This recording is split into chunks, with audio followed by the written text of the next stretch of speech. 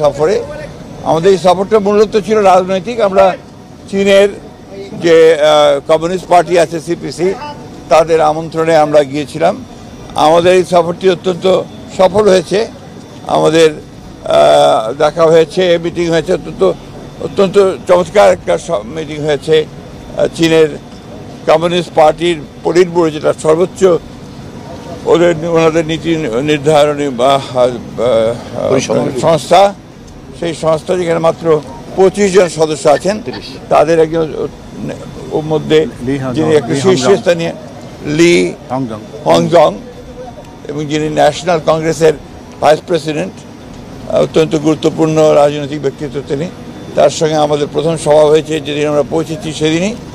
আপনারা জানেন যে শি জিনপিংয়ের নেতৃত্বে আপনারা চীন আজকে অনেক চমৎকার একটা উচ্চতায় পৌঁছেছে, যে উচ্চতা আমি মনে করি যে বাংলাদেশে শুধু নয়, সমগ্র বিশ্বের যে একটা ভারসাম্য রক্ষার ক্ষেত্রে গুরুত্বপূর্ণ ভূমিকা পালন করবে।